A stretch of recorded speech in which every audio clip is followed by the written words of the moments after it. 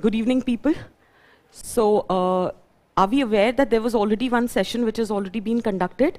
So, in that session, 4 topics have already been discussed.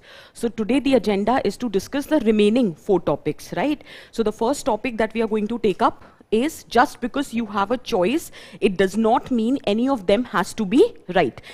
Write the topic in the piece of paper. There's a reason why I'm asking you to do that. Just write, just because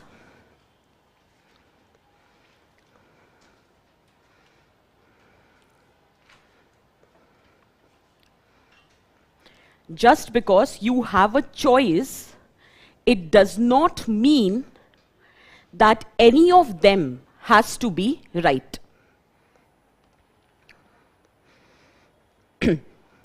I'm assuming that we have gone through the previous session, because in the previous session, I have focused upon that how the philosophical essays are supposed to be structured. In that session, we have discussed in detail, right, that what should be written in introduction, what should be written in body, and what should be written in conclusion. In general, a basic understanding that how the structure of philosophical essay should look like, I have already discussed that in the previous session. So you can refer to that session, or if you want to get into the nitty-gritties of essay writing, for that we have a separate session on YouTube, so that can be referred. Today, I will be restricting my discussion specifically to these 4 topics, right? In between discussing the topic, I'll reiterate myself that how introduction, body and conclusion needs to be structured, but the focus would be on the content of these 4 topics. Okay? Now, if you read the topic, what do you understand by the topic? The first step is, before choosing the topic, you need to understand whether you are understanding the meaning, the interpretation of the topic or not. Because trust me, in case interpretation goes wrong, then chances of scoring marks becomes very challenging. So the interpretation has to be on point. After that, what content you choose to explain or justify your interpretation, that depends upon the individual aspirant. But interpretation cannot depend upon the individual aspirant. The ambit of the topic can vary, but the core interpretation has to remain the same. Now read the topic again. Let's make this session thoda sa interactive. So let's read the topic. Just because you have a choice, it does not mean that any of them has to be right. Now, the basic thing, do you understand that usually we have a belief that if given 2 choices, one is right and one is wrong. So we often believe that all we need to do is choose between right and wrong. Is that clear? But many a times it happens that in case you have a choice, does not automatically means one of them is right. Many a times the choice has to be made between 2 wrongs. That is, the moral failure is unavoidable. Now, I am assuming that we have studied basic ethics, and this entire topic is actually on moral dilemmas, if you understand. Choice is nothing but a dilemma. And what is choice? What do you understand by choice? If I say I give you a choice, what it means? Can I say that choice basically means ability to freely choose between different alternatives which are available, right? So usually we have a belief that if given the choice, if given the alternative, I should have the ability to choose which one of the option is right. But we fail to realize sometimes the option available, both are not right. I'll give you an example. Have you ever come across the dilemma of a defense lawyer when his client is a criminal? Do you understand? One thing says, your personal morality says, this person X has committed the crime. The person needs to be punished. Now you are the defense lawyer and the criminal is your client. So now the option available is either you will be defending your client, even that amounts to moral failure. And if you choose not to support your client, that goes against your professional ethics, because you are a defense lawyer. That is your job to defend your client. Similarly, the moral dilemma of a doctor. For example, there was a case. There was a dentist of Indian origin. Her name was Savita. And she was in Ireland. And it was believed that her abortion has to be done, otherwise saving her life would become a challenge. But in Ireland, according to the laws, abortion was not allowed. So the doctor had two options available. Either you save the life of the patient, and that is what your medical ethics says, that it is the duty of the doctor to save the patient. But in case you go for abortion, you are doing an illegal act, because in that society, abortion is not allowed. And if you choose the other option, that is not going for the abortion, and which they actually chose, and as a result of which the patient died because she had contracted an infection, and because of which they have done an act which goes against their individual morality also, as well as medical ethics also. So in this situation, both the choices were wrong in one or the other way. Is it making sense for everyone? So there are times when you are confronted by the choices where either of the choice is not right. For example, in post-World War II period, India had a choice either to join one of the power blocks, but joining either of the power blocks would not have been the right option, and that is why India chose to remain non-aligned. Again, with respect to economic ideologies, you had the option of capitalism and communism. But then people believed neither capitalism is right in its own way, nor communism is right in its own way. We should go for a mixed economy. So just because two choices are available for you, that does not make, or that does not mean that one of them has to be right. You are going to be an administrative official tomorrow, right? Now, there can be a debate that what kind of attitude will you have if you become the administrative official? Will you have a democratic attitude, or you will have a bureaucratic attitude? Simple question hai. But do you realize just having the democratic attitude is also not right? Why? Because when you have a democratic attitude, do you understand what is democracy? Where there is participation. Okay, bottom-up approach. This is what we mean by democracy. Do you realize that one of the major problems of democratic attitude is difficulty to arrive at consensus? If I start taking into opinion of every person who's sitting in this room, the session can keep on and on and on. Because many a times it would become very difficult to arrive at a consensus. Similarly, in democracy, one of the major challenges is lack of informed participation. Maybe you guys are giving your opinion in a setup, but you might not have the requisite information to build or give that opinion. So that can also become a challenge. But let us say, fine, these are the challenges. I will not choose democratic attitude. I will go for bureaucratic attitude. Bureaucratic attitude has its own share of challenges. It will result into status quoism. It will result into red tapeism. It will result into alienation. It will result into top-down or a centralized approach. So do you realize in its own capacity, neither democratic attitude is right nor bureaucratic attitude. The option should be the blend of two. Or it should depend upon the situation. Where democratic attitude is required, you follow democratic attitude. Where bureaucratic attitude is required, you should follow bureaucratic attitude. But you should not go for those two options in its own capacity, because it may not be right. Did you understand the meaning of the statement here? Is it making sense for everyone? Now, once you interpret the topic, after that what you need to do is brainstorming. And if you remember the previous session, I said the simple way of brainstorming is, the moment you read the topic, create questions. Ask yourself questions. That if this is the topic, forget about philosophical essay, forget about UPSC as of now. This is a statement which is given to you. You don't know anything beyond the statement. Now just looking at the statement, can you frame 5 questions? What I mean by 5 questions is, can you divide the statement into 5 questions so that after answering those 5 questions, the topic is explained? Can you do that much? Try doing it. I give you 5 minutes. Frame questions if you can.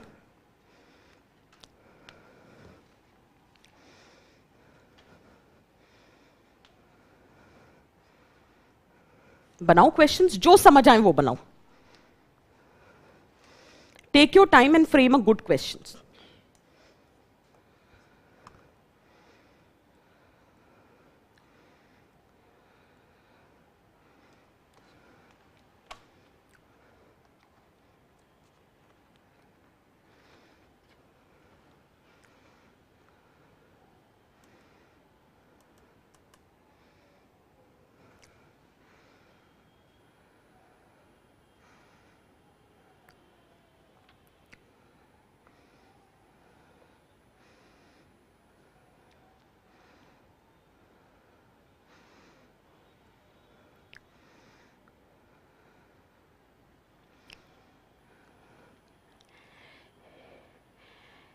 No matter how many topics I discuss, even if I discuss 50 topics with you, there is no guarantee you will be able to answer in exam because they might ask you 51 topic. Are you getting the point? So until and unless you learn the process of writing philosophical essay, this session is basically not meant to give you the content for content. I would have just uploaded the PPT on the platform. You could have get the access to it. But वो content आगे replicate कैसे करोगे उसके लिए process को समझना बहुत जरूरी है. एक ऐसे में करके बताती हूं, फिर आगे आप करिएगा. क्वेश्चन से मेरा मतलब है, जैसे अगर as a layman person when I saw the statement, the first thing I asked myself is, what do you mean by choice? Wouldn't that be your first question? What do you even mean by a choice, right? What is the purpose or significance of having a choice? Do you think that one should have a choice in life? Do you believe that we should have choices in life? Is having a choice good thing? Right? Why? Absolutely. It makes you believe that you have a freedom. You don't feel trapped. I'll take this point. Very good. Anything else? Choice रहेगा तो at least diversity होगी, deliberate करोगे. Choice होगा तो सोचोगे. You will use your brain that if not this, then this. And if this, then why?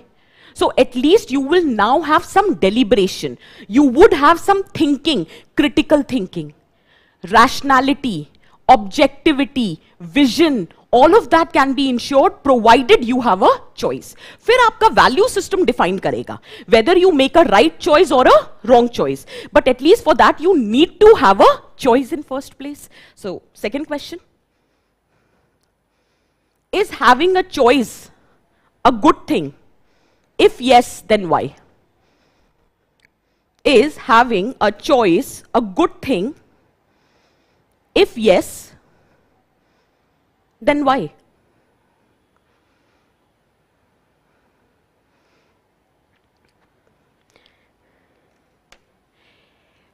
My next question was, is having a choice always a good thing? No. Because when you have been given a choice, sometimes it happens now, we say, यार choice नहीं होती तो पता होता कि यही है और यही करना है. Because when you have a choice and you are compelled to choose something, do you realize you partly become responsible for the consequences of that choice? And even though you might not want it, I'll give you an example. You are an administrative official, right? And there is a group of students who are peacefully protesting. Now you got the orders from the senior that you need to disperse that crowd. And now whatever means that you want to use, you have to use, but you have to disperse the crowd. And it can be any means, right? Now you have a choice that although Constitution says you have the right to peaceful protest, but on the other hand, I have been given the orders by my superior. So in this situation, if you follow one choice, you are hampering the other option, and it is vice versa. Are you understanding? So when you have those moral dilemmas, sometimes making a choice becomes very difficult. And choosing the option when both are wrong is very challenging. I'll give you one more very interesting example. Let us suppose you are an official, ठीक है? Security official, let's say some person who is responsible for maintaining the internal security of the country. And there is this one terrorist, you caught hold of that person. Try to apply. Ethics पढ़ा है थोड़ा बहुत? Deontology और teleology सुना है? Okay, I'll say. अगर ethics का command अच्छा होगा ना, फिलोसॉफिकल एसेज अपने आप अच्छे हो जाएंगे. Let me give you the example. So there is this terrorist XYZ person, and that person has planted a bomb in a very crowded place, and you got hold of the information. You got hold of the terrorist, but yet you don't know where the bomb has been planted. Now you have two options available.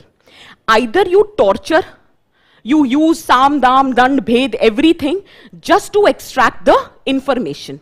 Now, deontology says you should never torture any person because being by virtue of the fact they are human beings, they have some inalienable rights. So deontology will always say never torture human beings. But teleology, जो end based ethics होते हैं, वो ये कहेंगे that if you are not using this technique, it might lead to bomb going off, which would result into death of many people. So how to ensure balance between deontology and teleology? It again becomes a challenge. Did you understand? So sometimes having choice makes your life miserable because you do not know, because you know moral failure is unavoidable. Is it making sense for everyone? So another question.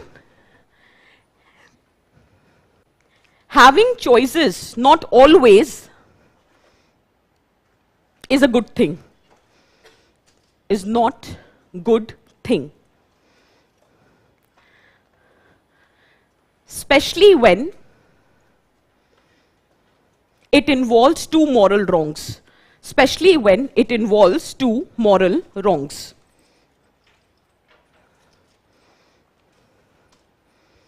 Bracket में लिख सकते हो debate between deontology and teleology. Debate between deontology and teleology. Ethics पढ़ोगे ये clear हो जाएगा. डियोंटोलॉजी and टीलियोलॉजी. डियोंटोलॉजी मतलब होता है means based ethics, that irrespective of the consequences you should never compromise on the means. So you should never torture anyone. Why? Because that's a wrong means. But teleology says that ends will justify the means. So your action will be considered morally right if the consequences are good. So the consequences itself would justify the wrong means. For example, have you heard of the concept of Robin Hood? Who steals from the rich person and distribute among the poor. Deontology kahega stealing is wrong. But teleology kahega ki nahi, the ultimate consequences is good. Hence this action is justified. So many a times the debate is between deontology and teleology. Because you do not have one answer.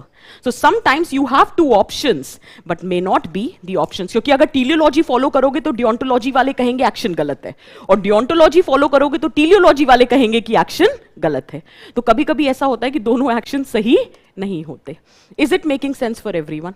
ठीक है. Next. और क्या question बना सकते हैं? Sometimes, write down. Why often individual ends up making a wrong choice? Why often individual ends up making a wrong choice? Making a wrong choice. Hence, what needs to be done? Finally, what needs to be done? What needs to be done?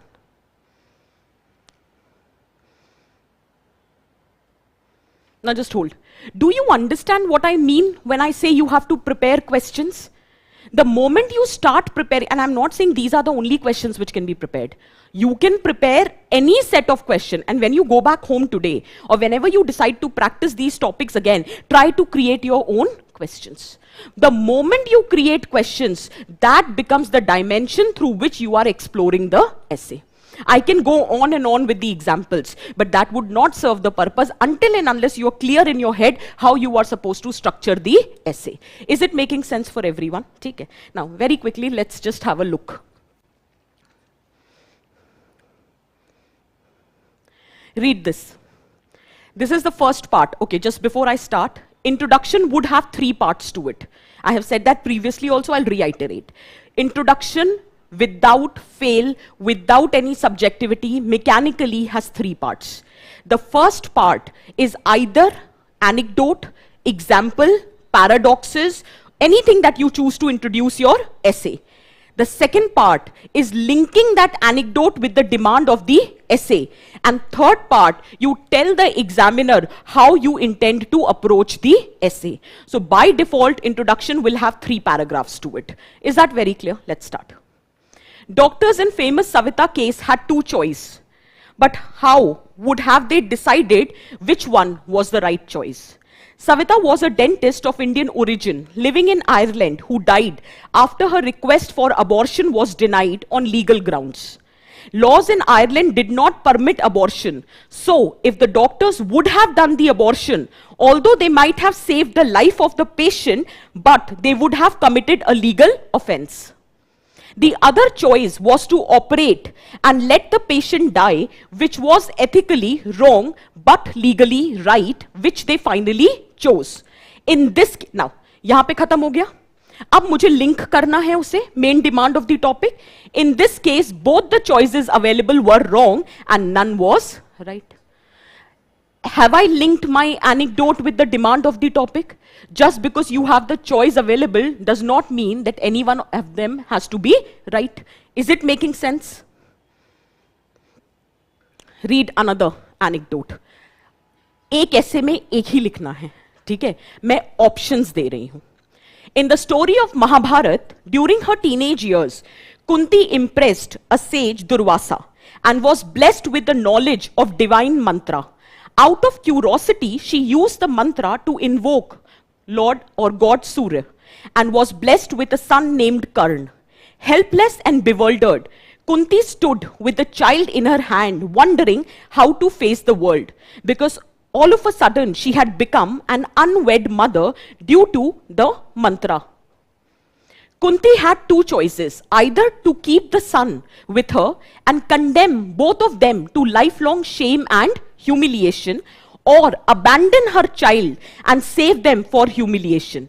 Kunti decided to abandon the child to save both of them from lifelong humiliation.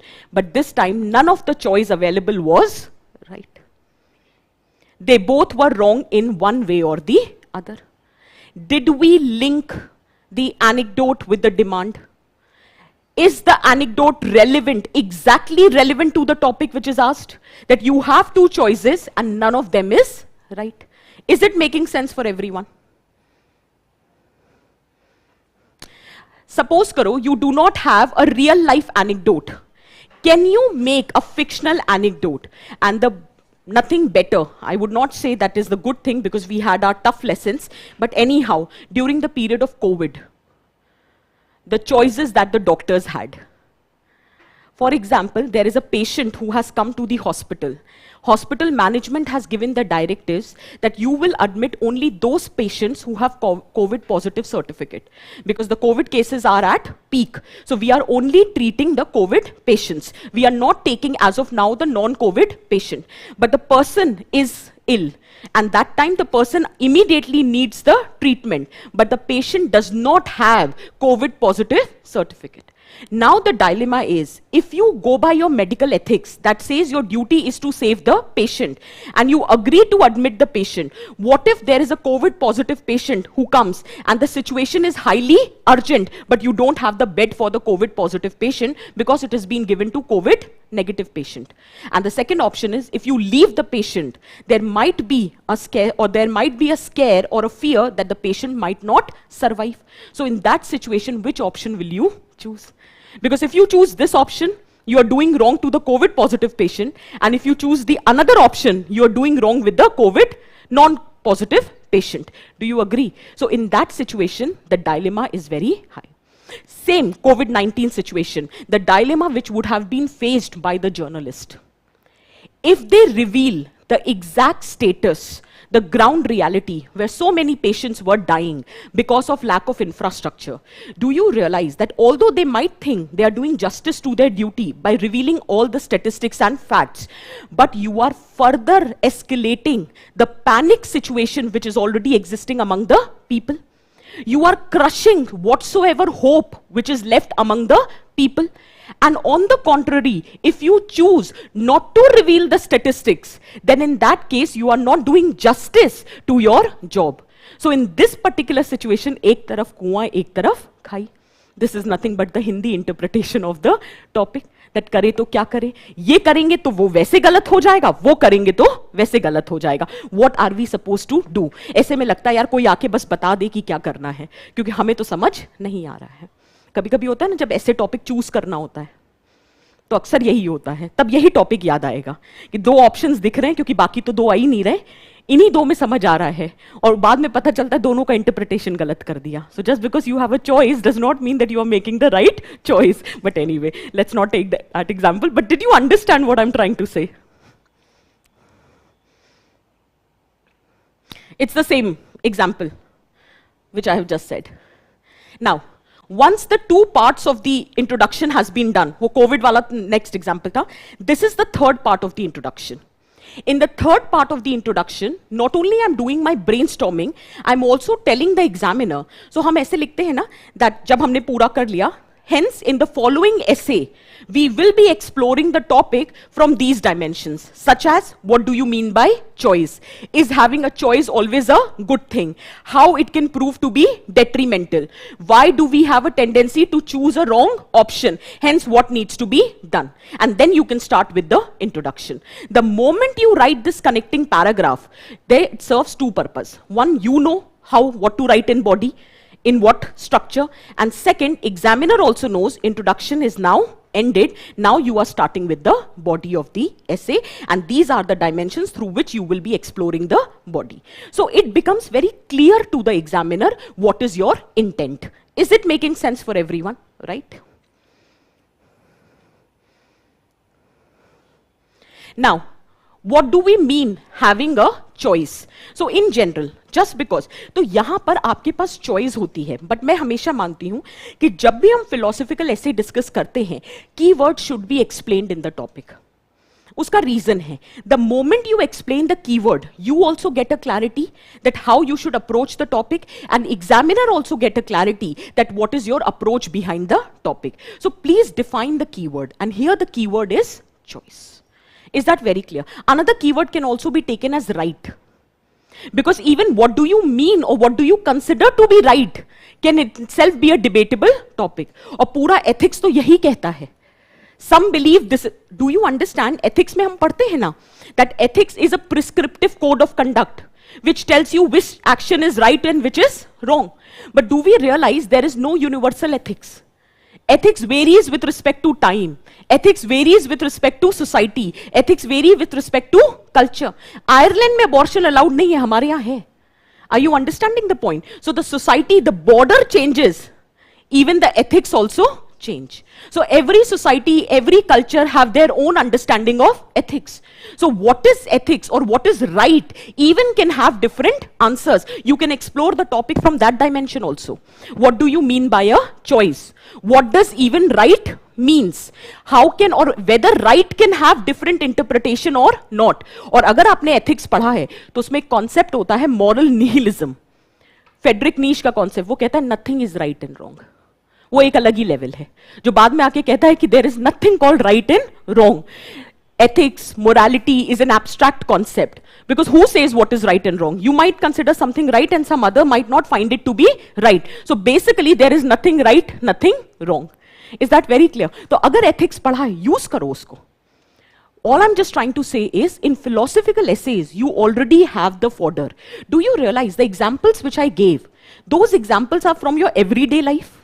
Or it is from your cultural text, or it can be from your history, or your current affairs. It can be from anywhere.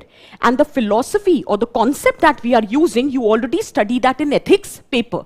So for philosophical topic, no extra thing is required. You already have the content. You just need to work on the structuring. Is that very clear for everyone? Is it making sense? Okay. Now, as we have already discussed, what do you mean by choice? What do you mean by what is right? Explore that aspect. Then if you remember the third question or the second question that we made, that is having a choice a good thing?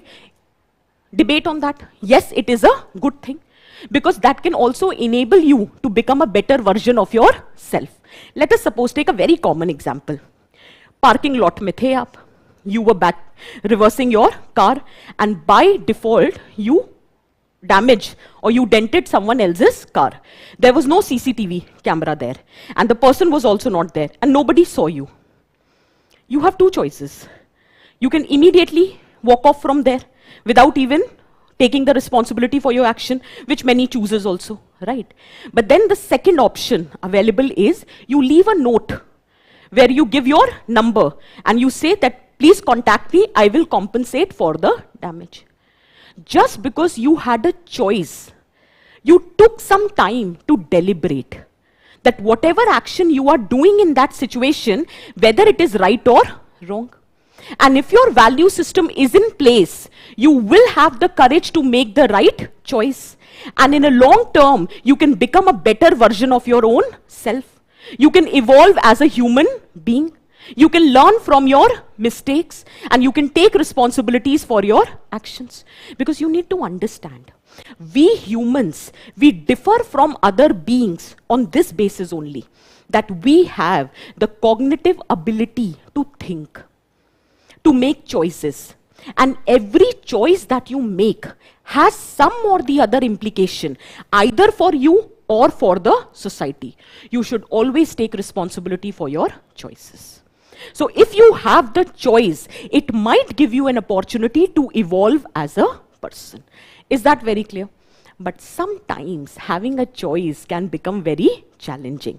And in this context, you will give examples. सिर्फ ये argument करके नहीं छोड़ दोगे. Do you realize I'm giving you examples after every argument? So after every argument, you have to give examples to justify your argument. आपको एक बात समझ आ रही है? आप कौन हो? या मैं कौन हूं? ऐसा तो है नहीं हम कोई फिलोसोफर हैं, राइट? तो हमारी कही हुई बात की क्या वैल्यू अगर हम एग्जाम्पल्स देके उसको जस्टिफाई ना करें? तो आप जो भी आर्ग्यूमेंट दोगे, you have to justify that argument through examples. Is that very clear? But do not write too many examples.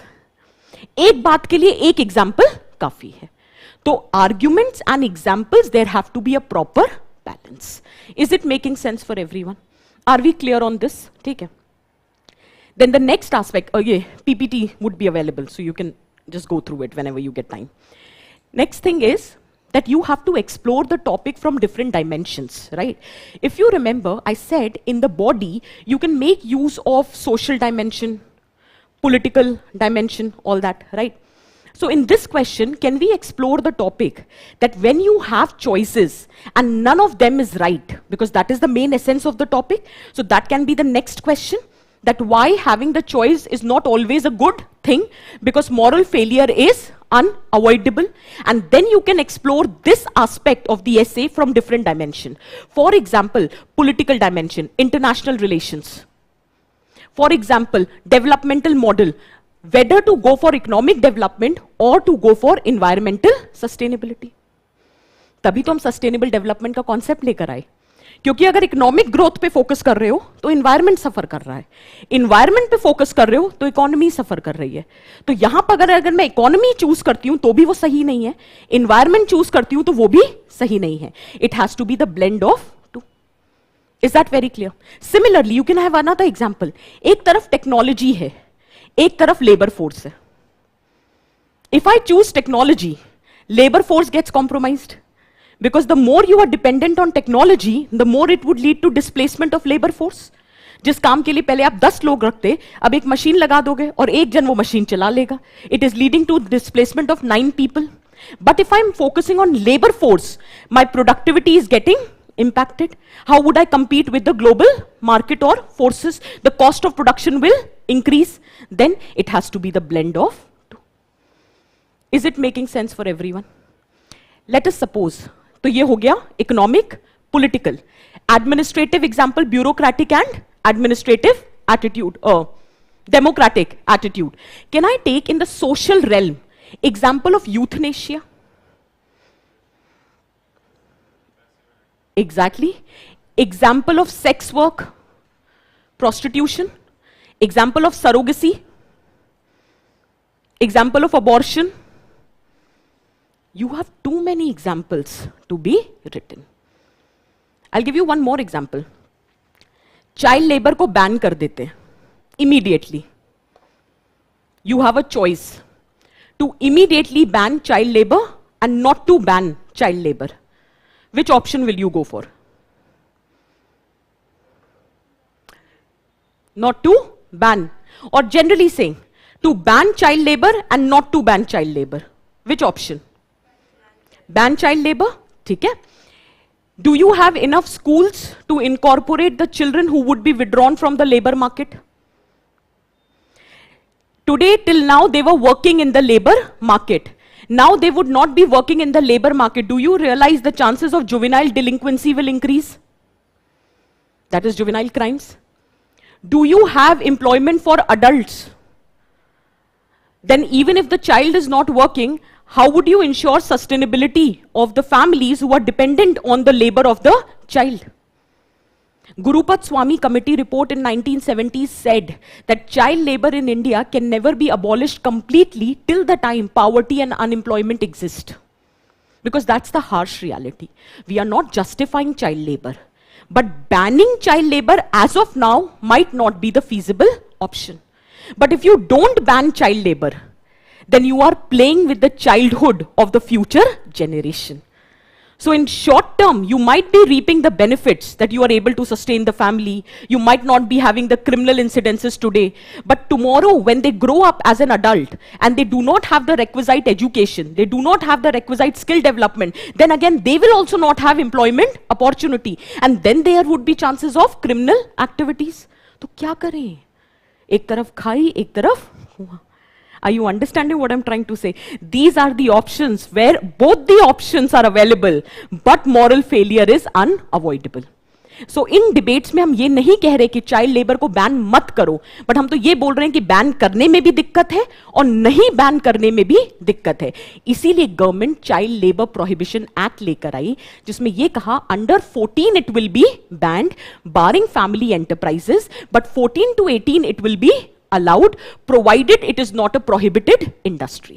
We took a middle path.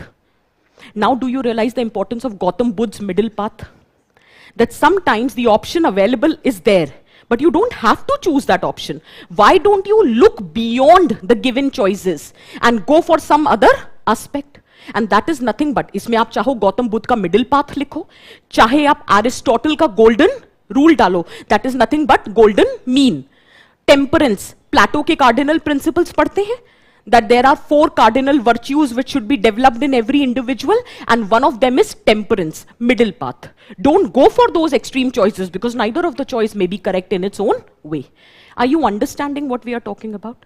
Write as many things that you want to write, and then when you are concluding what needs to be done, in that always remember, body हमने लिख लिया ये, you have enough content to be written, social, political, economic, environmental, technological, write administrative, write as many perspectives as you want. But before writing the final conclusion, always give the prescription. Prescription is the way forward. That is mandatory. So in one of the sessions I told that conclusion has 2 parts to it. One is the penultimate conclusion, and then you have the ultimate conclusion. And penultimate conclusion we mean prescription, where you prescribe what needs to be done. Is that very clear? Because you need to understand that somewhere or the other we might end up making the wrong choice. और उसका reason है, कभी-कभी we get attracted towards the wrong choice. Sometimes we do not have that capacity to think beyond the obvious choices, or sometimes we choose an option which is convenient for us without even realizing what would be the consequences of those choices. So in that case, it is very important to develop a society where people have emotional intelligence. तो जब आपको prescriptions देने हो तो सबसे आसान तरीका होता है या तो इमोशनल इंटेलिजेंस डाल दो या फिर वर्च्यू बेस्ड एथिक्स का कॉन्सेप्ट डाल दो, जो यहां पे लगता है, चाहे प्लेटो हो, चाहे एरिस्टोटल हो, चाहे गौतम बुद्ध का मिडिल पाथ हो, या फिर ओवरऑल इमोशनल इंटेलिजेंट सोसाइटी हो. और फिर आप वो डैनियल गोलमैन के इमोशनल इंटेलिजेंस के 5 बिल्डिंग ब्लॉक्स डाल सकते हो. That becomes your way forward. That doesn't mean that you have to write some 100, 150, 200 words. जहां लिख सको वहां लिखो, और जहां नहीं बन रहा है तो आप 70-80 words में भी लिख सकते हो. But giving the prescription is the need of the hour. उसका reason है, every topic that you get has an underlying wisdom to it. हमने stop. Are you disagreeing with the topic? We all are agreeing to the topic, ना? Just because you have a choice does not mean anyone is right. ये समझ कैसे develop करें, that becomes your prescription. कि इंसान में ये समझ कैसे आएगी कि अगर चॉइस अवेलेबल है तो इसका मतलब ये नहीं होता कि उनमें से एक सही है. ये समझ कैसे आएगी. उसके लिए बहुत जरूरी है समझना, पहली बात तो राइट का मतलब क्या होता है। So value based education is required. दूसरी बात, इतनी क्रिटिकल थिंकिंग होनी चाहिए कि आप उस चीज को अप्लाई कर सको। For that you need to be emotionally intelligent. और तीसरी इंपॉर्टेंट बात, सही ऑप्शन को चूज करने का करेज चाहिए होता है। मादा होना चाहिए, बूता होना चाहिए सही एक्शन को परफॉर्म करने का। बहुतों को पता होता है सही क्या है, हिम्मत नहीं होती है। तो वो करने के लिए करेज का होना बहुत जरूरी है। तो यहां पे डालो प्लेटो के 4 कार्डिनल प्रिंसिपल्स। वो यही कहते हैं ना, that you should have fortitude, fortitude मतलब courage. Second, you should have wisdom. Third, you should have sense of justice. And fourth, you should have temperance. लगाओ प्लेटो यहां पर। और ये मत समझना कि प्लेटो सिर्फ पॉल साइंस वालों को आता है, एथिक्स वालों को भी आता है। वर्च्यू बेस्ड एथिक्स जब पढ़ोगे तो सोक्रेटिस, प्लेटो और एरिस्टोटल पढ़ोगे, अपने आप ये पॉइंट्स आ जाएंगे। Is that very clear for everyone? Is the essay clear for everyone? ठीक है, you would be having the PPTs, you can go through it. ठीक है, let's take another topic. You want to take the easy one or the difficult one? A smile is a chosen vehicle of all ambiguities. A smile, write down the topic. A smile is a chosen vehicle of all ambiguities.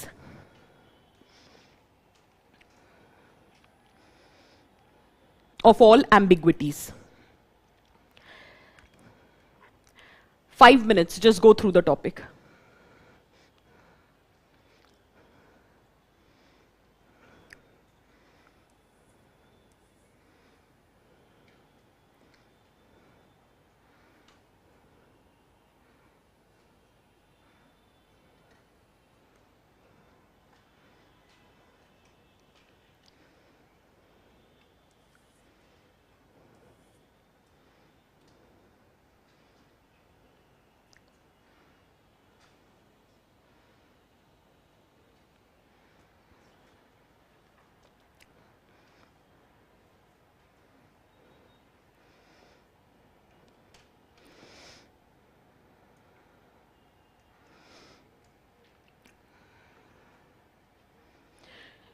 Do you agree with the statement? Is it true under all situation? No. Exactly. So there would be partial yes. You can't completely agree. Sometimes kya? We assume smile to be an honest expression of your happiness. When you are in that joyful mood, you are kind, you are warm, you are calm, you are composed, then you always have a smile on your face. So smile is an honest, overt expression of these emotions. That is what we assume. But sometimes smile also had another aspect to it, and that is wicked expression. So that is also a very honest way of conveying. So either smile is conveying your happiness, it is conveying your joy, it is conveying your kindness, your calmness, or it is also conveying your wickedness. For example, the smile on the face of Ravan while abducting Mata Sita, or the smile on the face of Dushasan while disrobing Draupadi of her modesty. So that wickedness is also conveyed through smile. And in both the cases, it is not ambiguous. It is clearly expressing what emotions you are experiencing. Either it is emotion of love, happiness, or it is an emotion of wickedness. Both are getting conveyed. But the question is, it is a chosen vehicle of all ambiguity. So it is not always the vehicle for ambiguity, but many a times it is a chosen vehicle. मतलब आप खुद choose करते हो smile को as a means to deal with ambiguous situation. That is the demand of the topic. तुम इतना जो मुस्कुरा रहे हो, क्या गम है जिसको छुपा रहे हो. So this is the main demand of the topic. But अगर सिर्फ इतना ही लिखना होता तो 1200 वर्ड पूरे नहीं होंगे. ठीक है. So this time the challenge was not the topics. The challenge was writing 1200 words on every topic. That was becoming slightly challenging. उस situation में the easiest way out is broaden the ambit of your essay. तो यहां पे the essence is smile is a chosen vehicle for ambiguity. You explore the topic that how smile or what is the emotion of smile, What purpose does the smile serve in the first place? And then take it to the other level, that is dealing with ambiguity. And then why it is a chosen vehicle. Should it be the chosen vehicle? If yes, then why? And if not, then what needs to be done? And the essay is over. And you would have enough content to write. Is that clear? Again, I give you 5 minutes. Give me at least 6 questions. अब तो दे दो. अब तो structure भी बता दिया है. Think about the questions that can be created.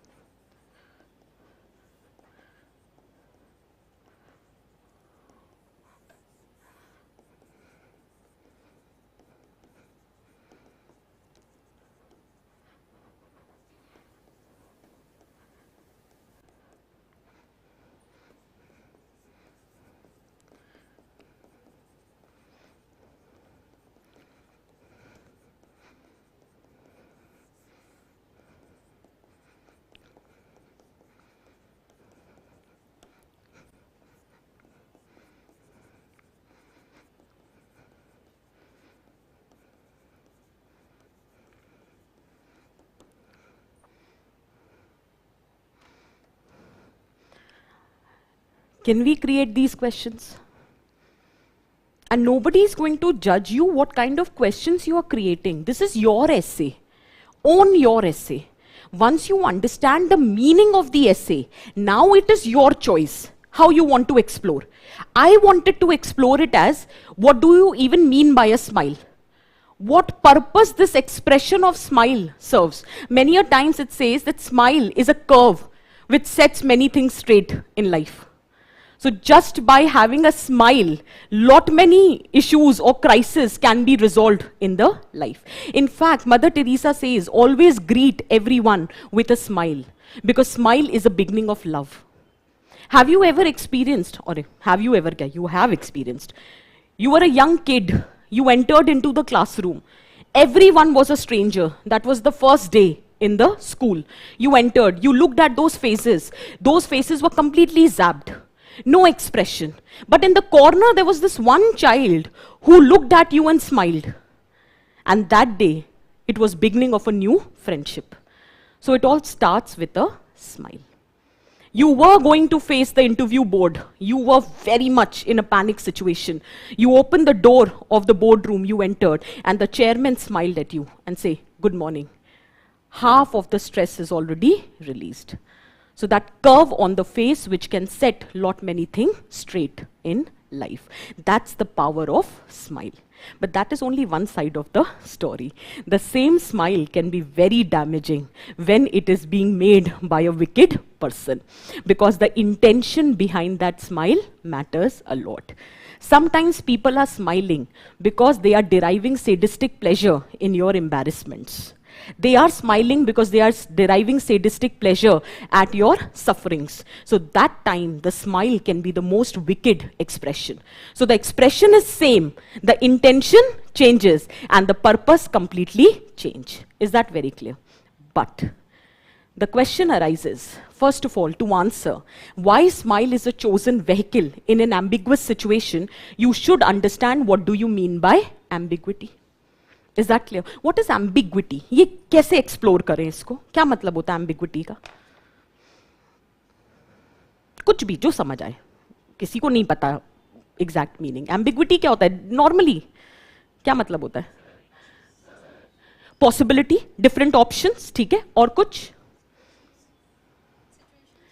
नहीं. Ambiguous situation हो सकती है, but ambiguity का मतलब क्या होता है? चॉइसेस, ठीक है, अनसर्टनिटी, क्लैरिटी नहीं है, ठीक है, एक चीज को देखने के बहुत नजरिए, that can also ensure ambiguity, ठीक है. You don't, when you don't exactly have the vision, then we say we are in an ambiguous situation. You don't have a clarity, then we say there is an ambiguity. When there is uncertainty, we say there is ambiguity. When the same thing can be looked from different perspective, then we say it is ambiguity. When same thing can have different interpretation, then we say it is ambiguity. So this is what it means when we say ambiguity. Explore this dimension in the essay, because you have to tell the examiner what do you mean by ambiguity. अब आपको बताना होगा why smile is chosen as a vehicle by in a situation of ambiguity. Do you realize that when you are fearful, sometimes you choose to smile? When you are in a hostile relation with someone and you don't feel like reacting immediately, you choose to smile.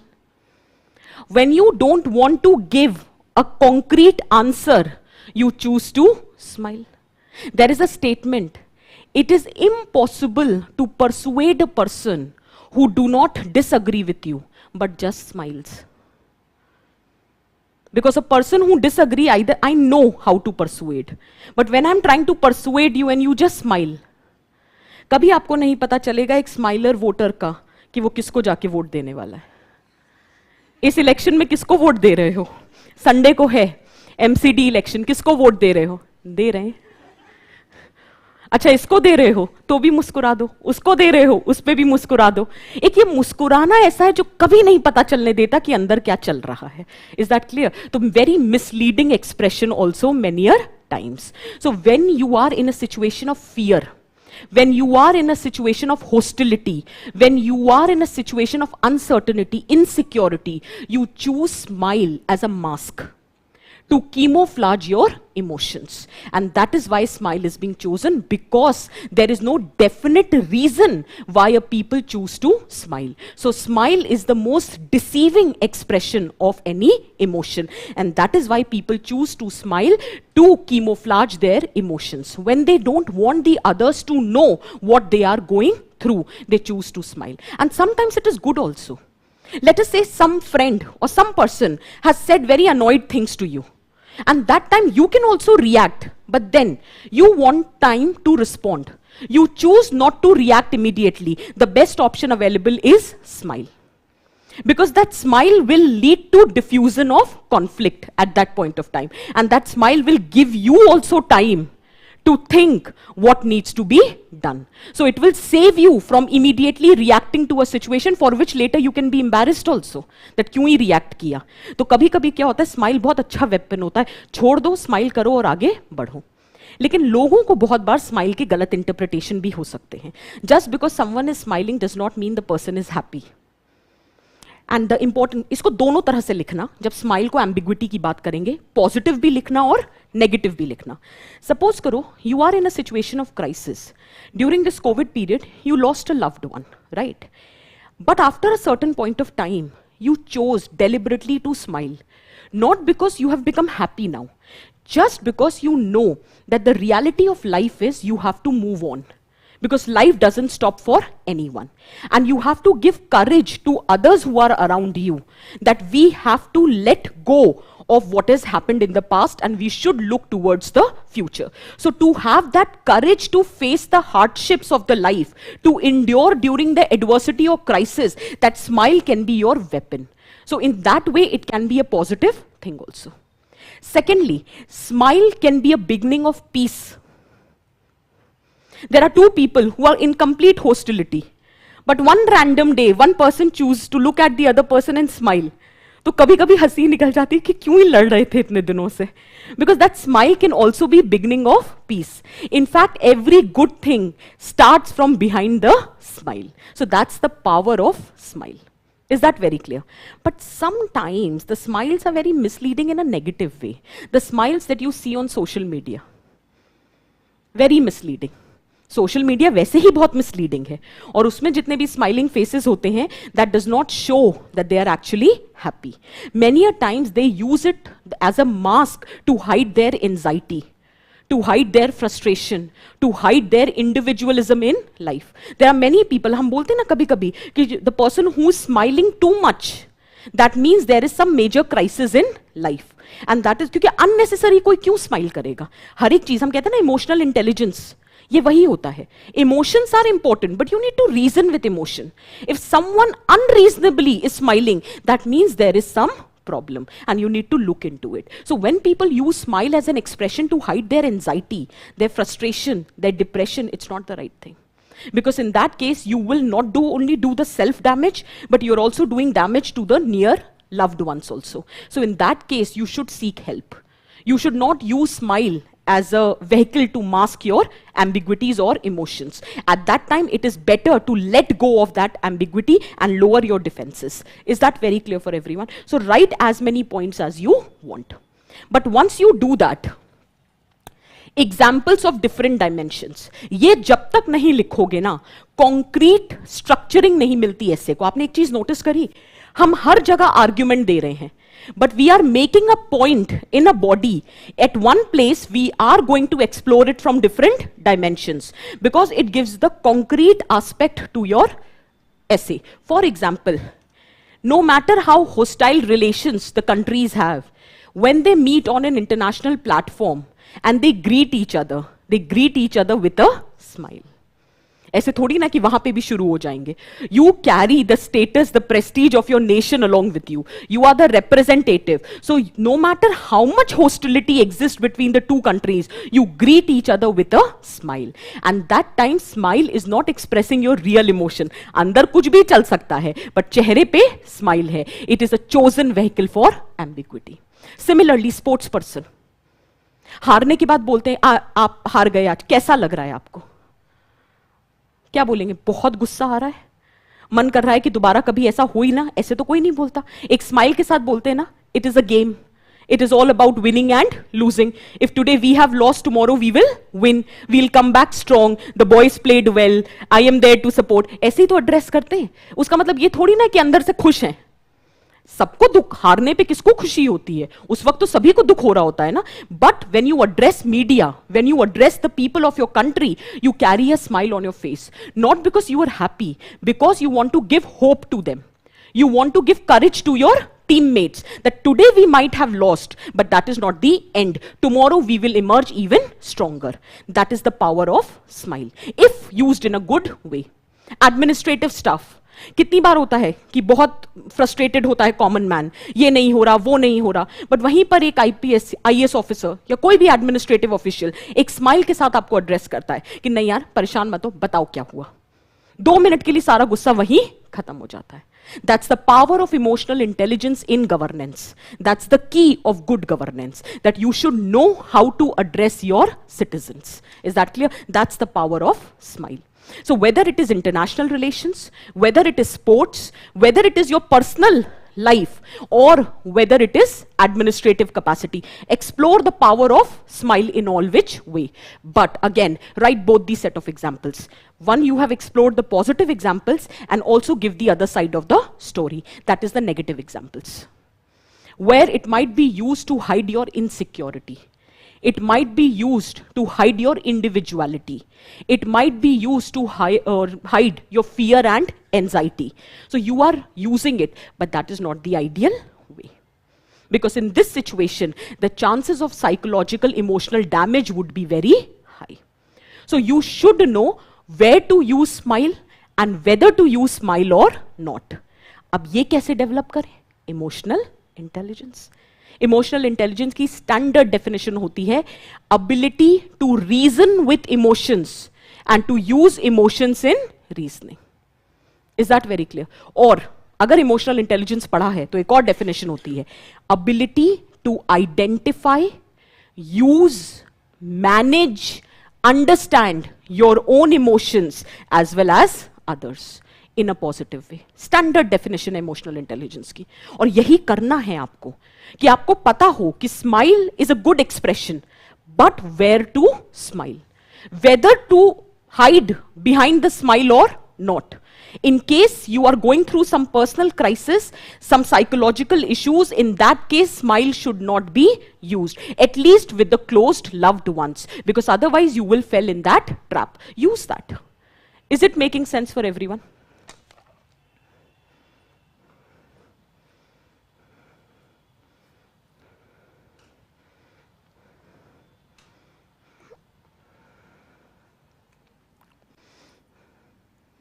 We'll start with, in general, the PPTs would be there. What is smile? You talk about. Smile is an expression generally considered an expression of happiness, but it's certainly much more than that. Mother Teresa once said, "Let us always meet each other with a smile, for the smile is beginning of love." Not just love, it is beginning of many more feelings and relationships. Remember, when you first entered the class as a kid, and there was another kid among all those strangers who smiled at you, it was the beginning of a beautiful friendship. The smile of your interviewer, which made you more confident, the first innocent smile of your kid, how precious that feeling could be. Smile is a symbol of hope and kindness. Peace begins with a smile. The world always looks brighter from behind a smile. Smile is indeed an expression of pureness. However, wickedness hidden behind a smile is equally real. The smile of Ravan while abducting Sita, or Dushashan while stripping Draupadi of her modesty, were some of the most dangerous smiles. Likewise, the smile of a fake friend is far more dangerous than the rudeness of a foe. So smile is much more than what one can comprehend. Elaborate as much as you can. ठीक है. Ambiguity is lack of clarity, presence of uncertainty, and possibility to be understood in multiple ways. It is the notion that there are multiple interpretation and perspective on a specific subject, and that the world is not always black and white. Ambiguity permeates every aspect of adult life. At times, when you don't know how to deal with this situation around you, perhaps smiling back at it could be a right thing to do. Do you realize we are time and again connecting with the demand of the topic, just to tell ourselves also and examiner also that we are still within the realm of the topic. So this is nothing but paraphrasing. इसे कहा जाता है connectivity maintain करने के लिए. Importance of smile as a vehicle. And then we have talked about all these things. So what is the importance of a smile with respect to ambiguous situation? We have already discussed all of this. Either you do it as social, political, economic, administrative dimension, or the personal dimension and public dimension. Choice is yours. Which dimension you want to choose. But you would be discussing the similar points. Is it making sense for everyone? You can go through them detail mein later. For example, importance in personal life. Showing your real emotion might affect your image in front of others and your relationship. So to avoid impulsive reaction, one can choose to smile because it gives us time to think and then make decisions and not let people know what one truly feels. कभी-कभी होता है ना कि हम बोलते हैं सत्यम वचमी प्रियम वचमी, कि आप सत्य भी वो बोलो जो सुनने में प्रिय लगे. कभी-कभी आप सच बात बोल रहे हो बट एक खराब एक्सप्रेशन के साथ बोल रहे हो, बात और खराब लगने लगती है. लेकिन किसी को मुस्कुरा के कोई बात बोलो तो चाहे कितनी भी कड़वी बात हो उतनी बुरी नहीं लगती है. That's the power of smile. ठीक है, absolutely. So a smile is also a symbol of patience. Or maybe in a debate, if you don't get anything or don't have counter arguments, then a smile makes the audience and others keep wondering what about the meaning and interpretation, and it can save yourself from embarrassment. कभी-कभी होता है कि option जवाब नहीं समझ आ रहा होता है, थोड़ा मुस्कुरा लो, वो आपको वक्त दे देता है to deliberate that what has to be the option. Similarly, here you can give examples. Is everybody aware about the story of Angulimal? है ना? So Angulimal story, Buddha chose to smile and respond. He was saying so many things. He was having the intent to kill Gautam Buddha, but Gautam Buddha was maintaining his calm and composure. And this time it was not a chosen vehicle of ambiguity, but use of smile to convey something large. That is how to maintain your calm and composure. Similarly, when Mahatma Gandhi said that if somebody slaps you on first face, smile and offer him the second side. Why? Not because of ambiguity, but to deliver a larger message that we would not be getting instigated by these actions. Is this very clear for everyone? Okay. But there is one aspect of smile which I wanted to further discover. Is everybody aware of a concept called emotional labor? Sociology पढ़ा है किसी ने? Optional है. अच्छा, एक concept होता है emotional labour, एक होता है फिजिकल लेबर, एक होता है मेंटल लेबर, एक होता है इमोशनल लेबर. इमोशनल लेबर वो होता है where you are made to show that you are very content with your job. For example, the job of a flight attendant, you always have a smile on your face. It's a chosen vehicle for ambiguity. Take the economic dimension here. Is that clear? The role of a teacher. No matter what we are going through from within, the moment we enter the classroom, everything has to be left behind and we have to deliver a lecture with a smile. Is that very clear? Similarly, role of a frontline health workers. कितना मुश्किल था ना, Covid में they were also going through the similar crisis, but they always carried a smile because their one smile was giving hope to others.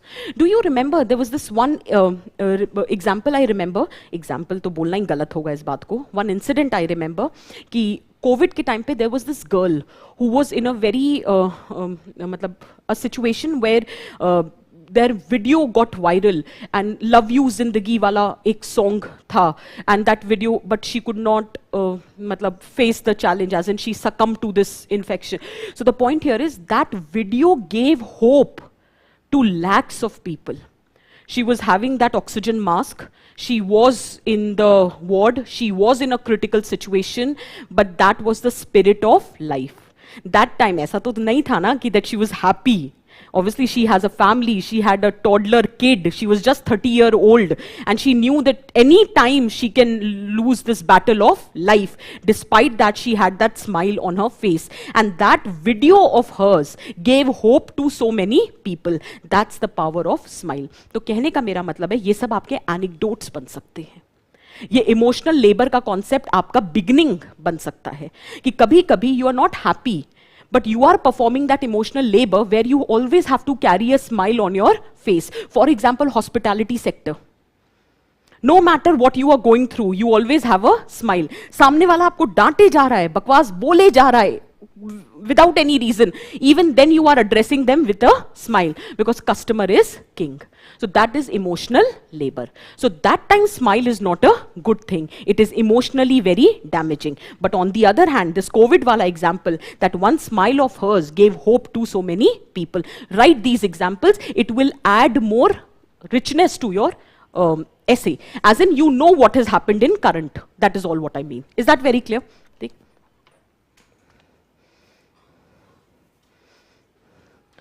I wrote this. People to hide any emotional trauma can use smile. Concerned about being judged by others, whom you don't want to reveal your weakness. To be accepted by your chosen reference group. The expectation of social media, or the concept of emotional labor by Harley Hochschild. Harley Hochschild ने एक किताब लिखी थी Managing Heart. उसमें बात करी थी emotional labor की. So you can use this emotional labor concept in general. ठीक है? Then Bhagat Singh ka example, or example of Gandhi ji, we have already talked about this, or the importance of smile in public life. Okay, Egypt ki government has actually carried out a program to train their employees to smile. And people actually made a lot of memes out of it. But then they believe that every governance is a public governance. So role of emotional intelligence and good interpersonal relations is the DNA of any governance. So it is very important for the public official to have that skill. And one of the expression of that skill is having a smile on your face. Okay?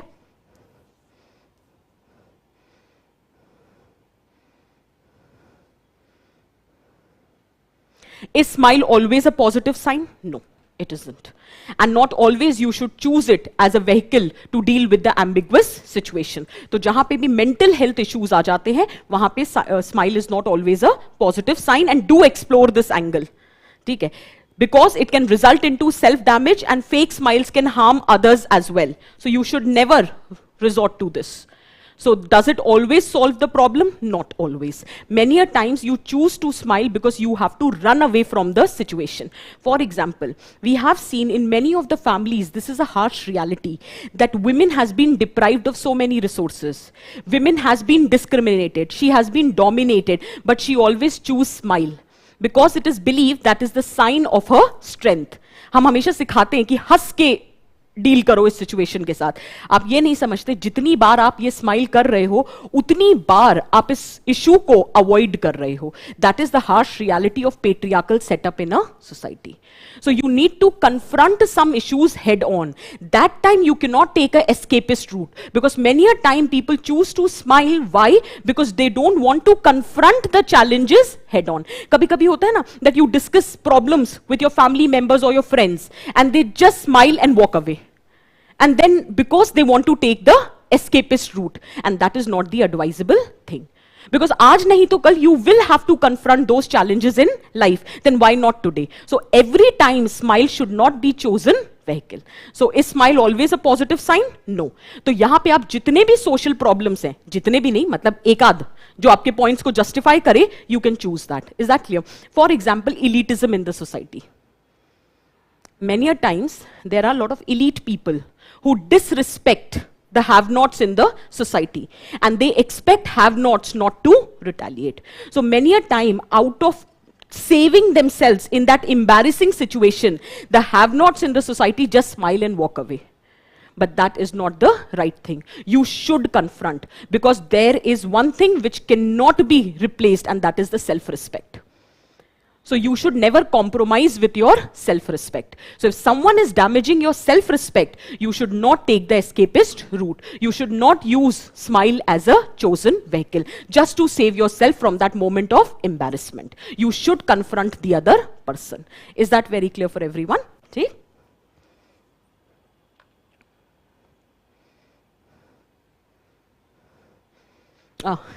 ये example actually मैंने यहाँ दे दिया, but ये example मुझे दूसरी जगह देना था. यहाँ पे भी वैलिड है, but I wanted to use this example for historic and scientific. That history is a series of victories of a scientific man over a romantic man. तो मुझे तब इंडिया चाइना लेना था, बट हम ले सकते हैं. That for initial decades post independence with respect to China, we have taken an escapist root.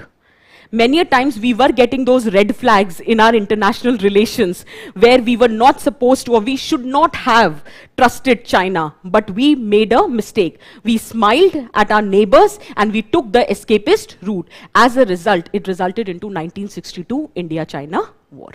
Is that clear? So that time also you can use this example.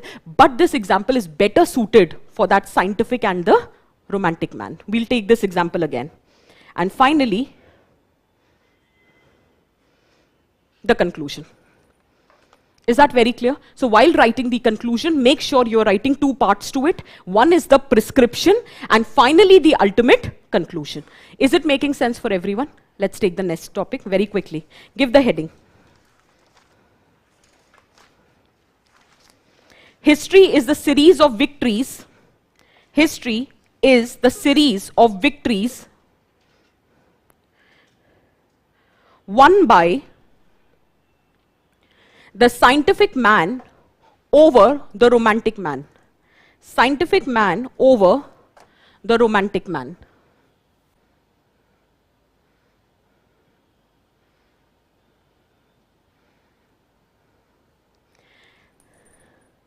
अब ये तो आसान क्वेश्चन है, इसका तो ब्रेनस्टॉर्मिंग कर सकते हैं. ये करो, create questions here.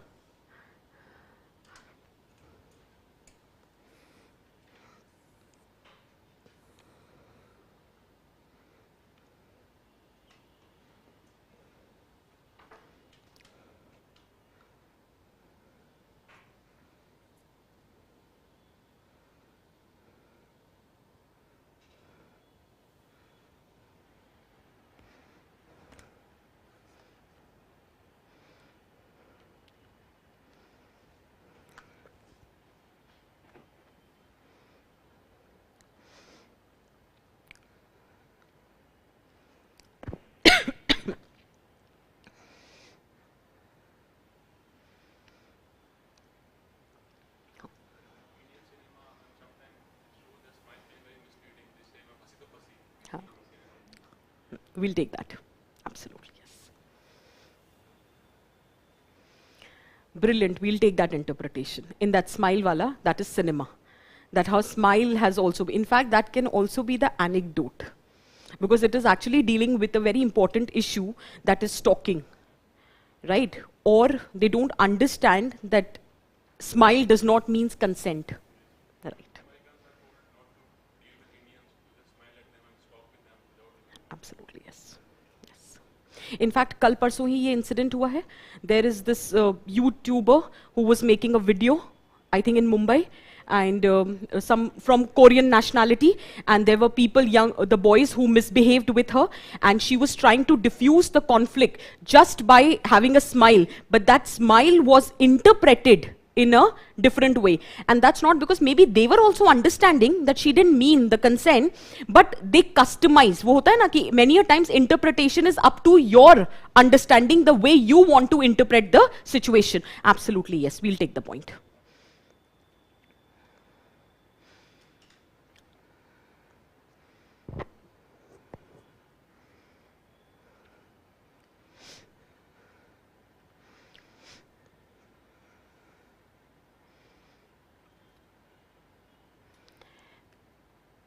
The more we discuss these topics, please understand one thing. There is no one way of writing these topics. I hope you have understood this much so far. It is your essay, and even if you're writing something beyond what we have discussed, even then it would be absolutely right, provided the core interpretation remains the same. If that is the same, explore the topic as you wish. Is that clear? ये topic थोड़ा standard topic है, as in या तो पता है या नहीं पता है, and this topic has to be explored from examples. अभी तक हमने जो बात करा, that was more about arguments, but this is more about examples. Now, there are various options. Either you are a philosophy optional student, or you are political science, or you are sociology student, or you are history student. In all the situation, the essay would become a cakewalk. But let us assume we don't have these four optionals and we have some other optional. Let us say maths or physics or economics or whatsoever. Even then this topic is a cakewalk, provided you know your ancient, medieval, modern, post-independence, world history, international relations, you can still attempt this topic. Because the topic clearly says that history is a series of victories of a scientific man over a romantic man. All that you need to know is, what do you mean by a romantic man and what do you mean by a scientific man? That's all. And if you belong to the philosophy or pol science, so there you might have studied about idealism versus realism. That is the debate which has to be explored here. तो choice आपकी है.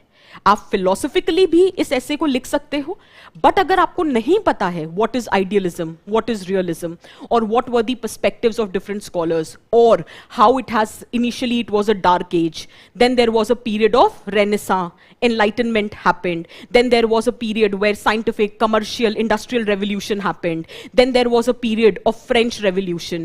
French Revolution gave idea to the emergence of romanticism, and then how it evolved. या तो ये debates पता हैं तो ऐसे लिख लेना.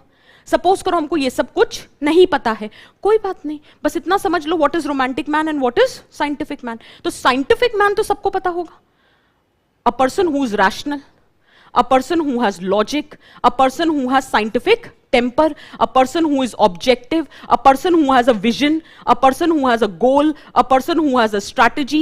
So that person would be treated as a scientific man. And then who is considered as a romantic man? So the person who is idealist, as simple as that. A person who is in love with nature, a person who gives primacy to emotions, a person who gives primacy to individualism. Is that very clear? Or the person who has the utopian ideas. A person who is a believer is a romantic man. A person who is a doer is a scientific man. Is that clear? अगर आपको इतना भी पता है तो भी आप ऐसे लिख लोगे, क्योंकि अब बस आपको एग्जाम्पल्स चाहिए जहां पे ये दोनों चीजें फिट होती हो. That's it. And history is a series of example. आप ancient से शुरू हो जाना, ancient, medieval, modern, post-independence, currently, and choose examples. But एक piece of advice, if you are using this strategy of writing, just follow the chronology. उससे क्या होता है, पढ़ने में मजा आता है. आपको लिखना नहीं है एंशियंट में ऐसा, मिडिएवल नहीं, लेकिन अगर क्रोनोलॉजी होती है तो वो ऐसा लगता है अच्छा हाँ, so it is going one after the other, तो पढ़ने में अच्छा लगता है. That's all. अगर नहीं भी फॉलो करोगे तो इट इज ओके, ठीक है. तो you will start with what do you mean by a scientific man. You will talk about who is a romantic man. Then you will show how history is a series of victories of scientific man over romantic man, and you can give a chronology of examples. Then is it always true? Has romanticism never won over scienticism? तो ऐसा भी नहीं है. There have been innumerable examples. Mahatma Gandhi, Nelson Mandela. Is that clear? Where the romanticism, why we are saying romanticism? Because when you talk about nationalism, that is also a manifestation of romanticism. When we give primacy to emotions, that is also an example of, for example, Dashrath Manji. वो scientific तो नहीं था ना, पहाड़ तो मतलब कौन ये सोच पाता. That was not scientific, rational move नहीं था, क्योंकि किसी को नहीं पता था कि ये सक्सेसफुल होगा या नहीं. 27 साल मायने रखता है यार. So that is nothing but the passion of the person, the emotion that he felt for his wife. So that is nothing but romanticism. So example of Dashrath Manji. Is that very clear? You can pick up these examples. Abraham Lincoln, abolition of slavery. किसने सोचा था कि वो हो पाएगा? But that was the utopian idea at that point of time, because everyone, even his known people, had discarded that idea. But he was perseverant about it. He stood and he finally led to the abolition of slavery. So this is nothing but romanticism. So history has been a testimony that even romantic man have been victorious over scientific man. But the ideal situation is blend of two. For example, Raja Ram Mohan Roy. Although that was a romantic idea, a romanticism, that you have to liberate women of their suppression. But at the same time, his idea of abolition of sati was backed by scientific temper. For example, we can talk about Gautam Buddha. Buddhism and Jainism, both are made or driven on the ideas of scientific temper, but they have given equal emphasis on the individual emotions. So again, it is a blend of scienticism and romanticism. Talk about those examples. Is that very clear? And then finally, how to develop a society which is a blend of romantic man and scientific man. That becomes your prescription. Is it very clear for everyone? Let's take the essay. Battle of Plassey is a classic example of victory of scientific man over romantic man. In this battle, Siraj-ud-Daula's army, with about 50,000 soldiers, 40 cannons, 10 war elephants, was defeated by 3,000 soldiers of Robert Clive. Clive was a man of scientific temper. With his strategy, he had won the war even before it started. Siraj-ud-Daula was more of a romantic person.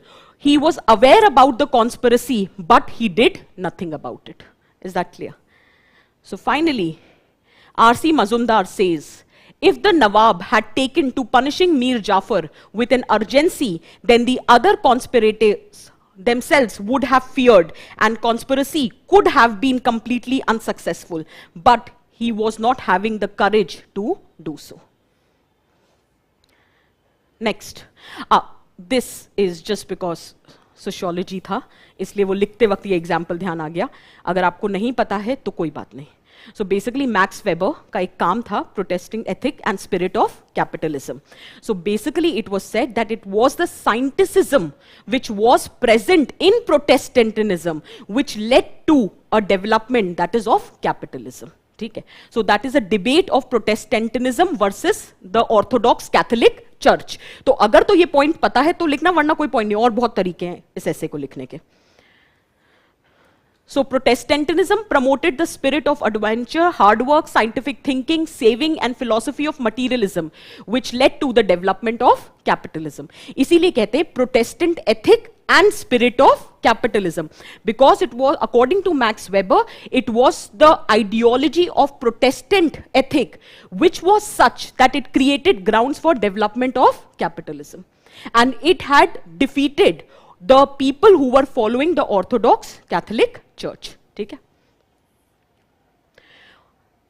Whereas the religion of Oriental societies were romantic, they promoted mysticism, orthodoxy, superstition, make people lazy, which is the reason that capitalism never thrived in these romantic but unscientific societies. Is that very clear? Is it making sense? Next, the most common example. Judiciary is one of the important institutions of any democratic country. It is responsible for the justice in the nation. Such an important institution accepts only evidence and not feelings for its decisions. Why? Because it is believed scienticism always overrides romanticism. Because scienticism is more objective. And that is the importance of scientific temperament. Again, Chandragupta Maurya. Is that very clear? The strategy which was used by Chanakya, Sam, Dam, Dand, Bhed. And that was the reason why they were able to defeat Nandas. Is that clear? So it was scienticism which won over romanticism. Now comes the question, who is a scientific man? Who is a romantic man? Victory of scientific man over romantic man in history. Victory of romantic man over scientific man in history. Is scienticism enough to make people win, even without romanticism? Not always. Then what needs to be done? For example, you have example of Gaddafi. You have example of North Korea. You have example of Hitler. That having scienticism, but in the absence of emotion, it might lead to tyranny. So emotions are equally important. Is that very clear? Why? Who is a scientific man? We have already discussed. So you have different interpretations to it. A scientific man is someone who has a clear plan, who has to know what are the strategies to accomplish the goals. There is thorough planning, there is vision, there is clarity, the one who practices science, one who always tracks the progress, very objective, very rational, very logical, and determined or governed by scientific temperament. That person is referred as a scientific man. Then comes the question, who is a romantic man?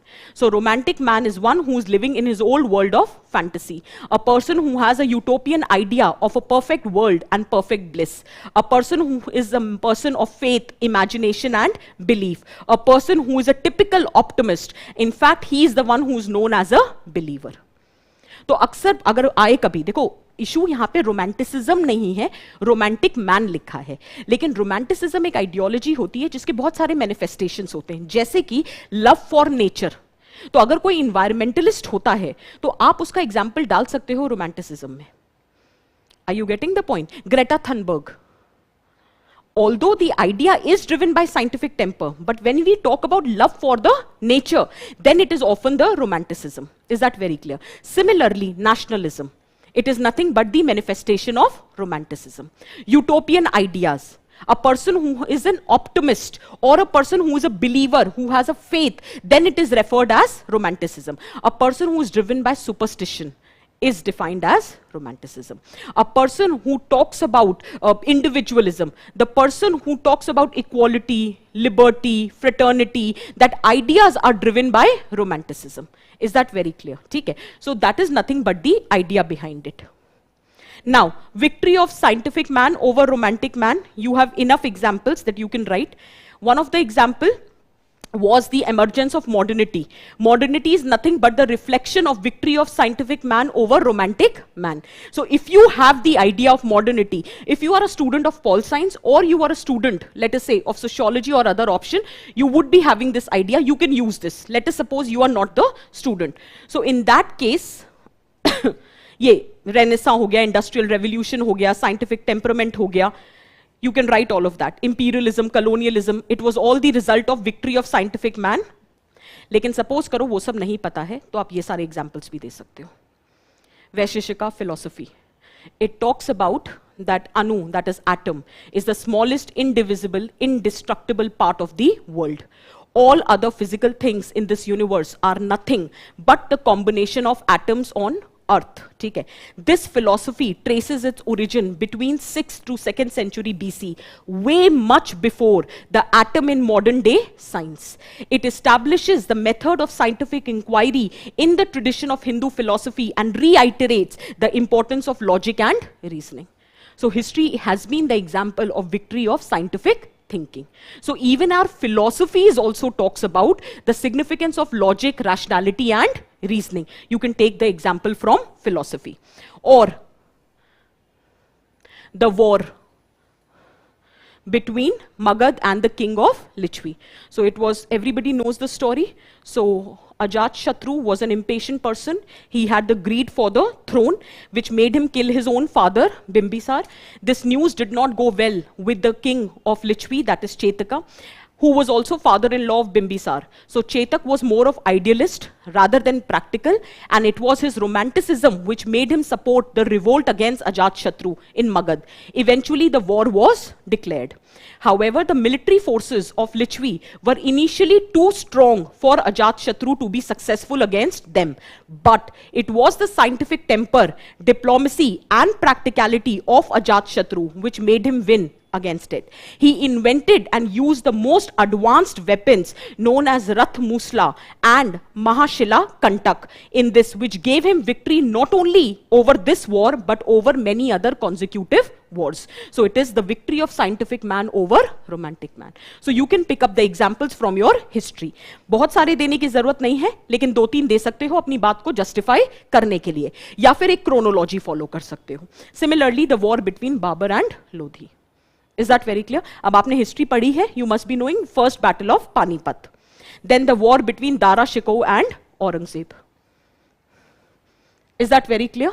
Dara Shikoh was more of a romantic man. Aurangzeb was very practical, very realist. All he wanted was power at any cost. And the result is there. So, however, that's one side of the story. You have other side of the story where romantic man has also won over scientific man. Again, you have the history of French Revolution and how French Revolution paved way for romanticism, emergence of romanticism as an ideology. So there were scholars like Montesquieu, Voltaire, Rousseau, who were the men of romantic ideas who advocated for fraternity, equality and liberty. या तो ये सब पता हो, नहीं पता है, कोई बात नहीं. We'll take another examples. For example, Edmund Hillary. Mount Everest ऐसे ही थोड़ी ना चढ़ जाते हैं, अगर रैशनैलिटी लगाई होती, लॉजिक लगाया होता तो अक्सर वहीं रुक जाते। कभी कभी क्या होता है, टू मच ऑफ रीजनिंग हो जाती है तो इंसान वो एक्शन ले ही नहीं पाता है, and sometimes passion is very much required to perform any action. किसी ने सोचा था that a dhoti clad frail looking man will ensure the freedom of India from the clutches of British rule? Again it was a passion. So sometimes it is the romanticism which supersedes the scientism. So Edmund Hillary, abolition of slavery, Abraham Lincoln, or Jadev Molay Peng, also known as Forest Man of India, spent 30 years of his life planting around 40 million trees to create a man-made forest. Again, it is romanticism, love for the nature. Similarly, Malala Yousafzai, you can give the example. Again, it has to be romanticism. क्योंकि अगर logic होता, practicality होती, तो she would not have shown that much of courage. But not only she stood for herself, but she stood for the entire women community. Is that clear? In fact, she said Taliban is not scared of US forces. Taliban is scared of a girl with a book in her hand. So that is what was the statement. Is scienticism enough to win people without romanticism? Absolutely not. Give good examples also and bad examples also. Good examples में Ashok, Samrat Ashok, policy of Dhamma. ठीक है? So here it is the blend of romanticism along with scienticism. Similarly, Gautam Buddha, Mahavir ji, you can give the example. But on the other side of the spectrum, you can give example of Hitler, you can give example of ex-president of Uganda, you can give example of the current regime of North Korea, that in the absence of romanticism, they have become tyrannical. So it has to be the blend between the two. Then you can give positive example like Raja Ram Mohan Roy. And finally, you can conclude. Is this very clear? That how that blend needs to be ensured in the society. Is it making sense for everyone? Now you need to tell me, are the 3 essays clear? Is it absolutely clear for everyone? Let's take the last essay. Hanji.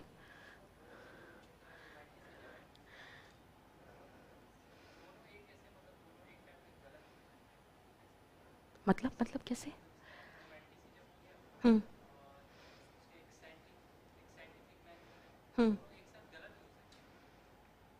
हाँ, बिल्कुल हो सकता है, बिल्कुल हो सकता है। Hitler, खुद सोचो, ओवर नेशनलिज्म है ना, इन दैट केस, ठीक है, you were trying to persecute one section of the society because you just wanted to keep everything to your own community, right? So that was over nationalism. You were becoming, how should I put it, resistant of the presence of other communities. Okay, that is one thing. And you have the scientific means to give shape to your vision.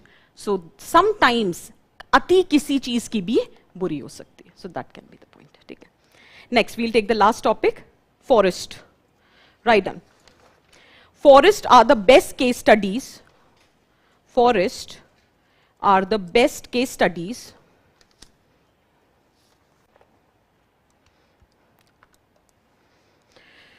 for economic excellence. Forests are the best case studies for economic excellence.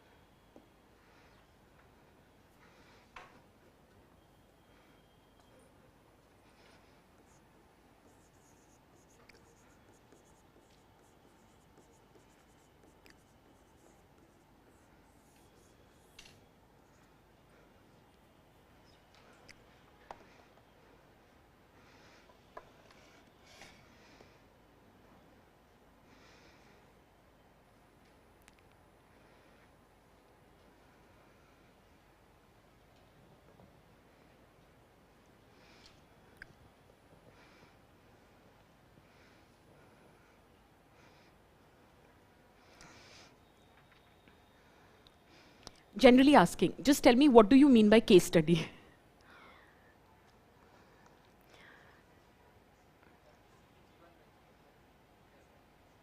हाँ, ठीक है, ठीक है। तो हम ये कह सकते हैं कि एनालॉजी ड्रॉ करना, कि फॉरेस्ट को अगर हम स्टडी करें, so the takeaways from the case study of the forest, how it can help us to excel in economic field. So can we say the entire topic is about what could be the learning lessons from the forest, which can enable you to excel in the field of economy. That is the basic essence of the topic. Now try to explore. Try to think what all points can be written in this essay. Forest से हम क्या सीख सकते हैं? चलो ये बताओ. इसमें philosophy तो involved नहीं है. It's a normal issue based essay. बताओ क्या सीख सकते हैं?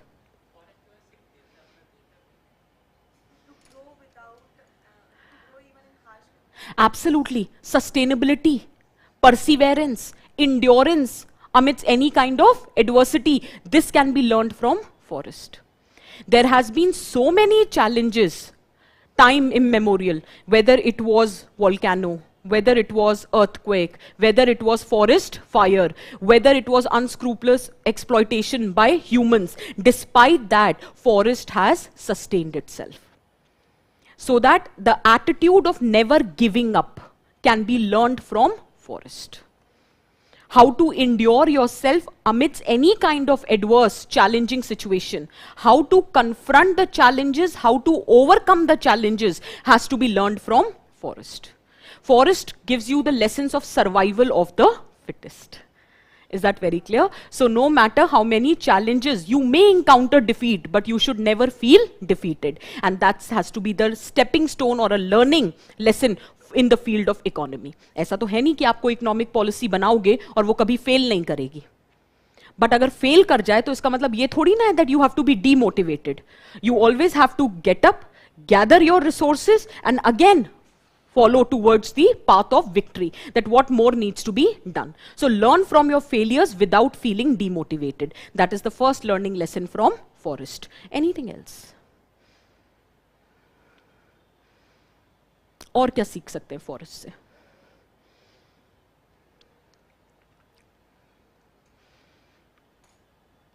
फॉरेस्ट में आपने कभी देखा है कि एक तरह के दो कंपोनेंट्स होते हैं किसी भी इकोसिस्टम में? एक लिविंग स्पीशीज होते हैं, एक नॉन लिविंग होते हैं. एक बायोटिक होता है और एबायोटिक होता है, राइट? सिमिलरली आपकी इकोनॉमी में भी दो सेक्टर्स हैं, मैक्रो और micro, and both have to work in collaboration. Both are interrelated. Do you realise this essay is all about analogy?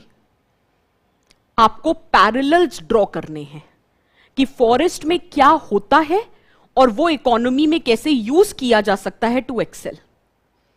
जैसे कि इसमें दो कंपोनेंट्स हैं, biotic and abiotic, and both are significant in their own respect. Both have to interact with each other, and finally both will prosper. Same holds true for macro and micro economy. If you want your economy to sustain, if you want your economy to thrive, if you want your economy to expand, it is very important that both macro and micro dimension needs to go hand in hand.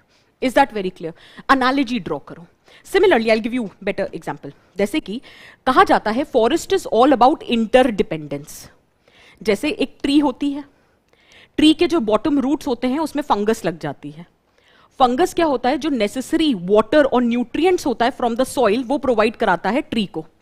और tree जो होता है वो extract करता है energy from the sun for itself also as well as for the fungus to thrive. Can you see the interdependence? Can we use symbiotic relation? Absolutely correct. And the same symbiotic relation is required in the three sectors of Indian economy: agriculture, industry and service sector. अगर कोई भी एक sector पीछे रह जाएगा, then it would have negative repercussions for the economy or for the society at large. Did you understand this?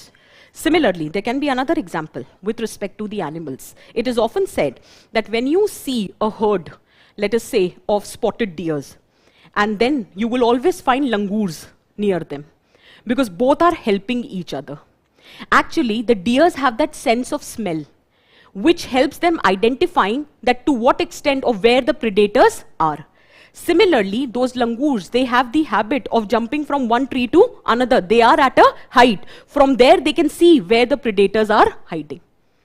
So both are helping each other to survive. Again, it is all about symbiotic relation, or it is about interdependence, and that can be drawn parallel in the field of economy. Is that very clear? Another important lesson which can be learned from forest is that it is the diversity, the biodiversity, which makes the forest resilient. जैसे कि ये माना जाता है कि जो German forest है वहाँ पे अक्सर ऐसा होता है कि एक पर्टिकुलर स्पीशीज फाइंड की जाती है, and because of which the vulnerability to different kind of diseases is very high. And whenever there is a diverse thing, then they help each other to survive. So it is often said that it is the biodiversity which helps to make forest more resilient. Can the same logic be applied in the field of economy? That it is the diversity which helps you to survive? Because अगर देखा जाए तो Covid के time पे it is the agriculture sector which still performed better as compared to the other sectors. तो कभी कभी क्या होता है, अगर एक सेक्टर अच्छा काम नहीं कर रहा है तो उसके जो limitations हैं और उसका जो downfall है that can be absorbed by other sectors. So whenever there is a diversity, it helps you to sustain during that period of crisis. Is that very clear for everyone? Is it making sense? ठीक है. Similarly, where or we can use it? और सोचो, diversity में हम economy से relate कर सकते हैं कि diverse sectors needs to be given the space to work. For example silver economy. Silver economy is about old age people. हम डेमोग्राफिक डिविडेंड की बात कर रहे हैं. There is a new concept which is emerging that is known as longevity dividend. Because it is expected by 2050, 20% of our population would be in the old age bracket. And do we realize age is just a number? You can't say that people above 60 are not productive. हमारे देश में तो political career ही 60 के बाद start होता है. जो तब देश चला सकते हैं तो एक कंपनी तो चला ही सकते हैं ना. Are you understanding what I'm trying to say? In general, history has been a testimony of the fact that people who have been the leaders, they have been of a certain age. And ऐसा नहीं है कि beyond 60 you can't be productive. It is just a very prejudiced attitude which is existing in the society. Why not explore the potential of old age people in the society? Why don't transform them into productive asset for the society? Why don't give them that individuality? They also need to flourish. They also need to thrive. Same goes for women. You need to create equal opportunities for the women. जितनी diversity होगी, चाहे sector wise, चाहे section wise, it will be economically beneficial for the society. So why not explore that potential? Did you get the point? और कुछ? अच्छा, capitalism का basic idea क्या है? कंपटीशन. कैपिटलिज्म तो इसी पे थ्राइव करता है, बट आपको पता चलता है कि एक टाइम के बाद कंपटीशन बैकफायर करता है, क्योंकि जो फॉरेस्ट है उसका आइडिया है collaboration, cooperation and communication. This idea can actually be used in the context of economy. That you need to realise that whether it is an employee, whether it is a supplier or it is a customer, everyone contributes to the success of the enterprise. So it has to be a cooperative venture. It has to be a collaborative venture. It has to be good communication among the different stakeholders. Only then economy can flourish. Learn this from the forest. Is it making sense for everyone? ठीक है. Most importantly, you have to provide the platform for fair competition. अगर collaboration नहीं होगा, communication नहीं होगा, fair competition नहीं होगा, तो फिर क्या होगा? इनइक्वालिटी. और अगर इनइक्वालिटी होगी और ट्रिकल डाउन इफेक्ट नहीं हुआ, then chances of relative deprivation would be very high and chances of social unrest और criminal activities would automatically increase, which anyway has a public cost associated and your economy would be negatively impacted. So one needs to ensure that all the resources are not cornered by one section of the society. It has to be equally distributed. जैसे algae, beach, वो वाला beach नहीं, BEECH, algae. तो वो हमेशा ये कहते हैं that we blossom, and when we blossom, we absorb as much energy as we require. We never store surplus. Whatever is the extra energy that is being distributed in the surrounding, so that everyone around us can also grow.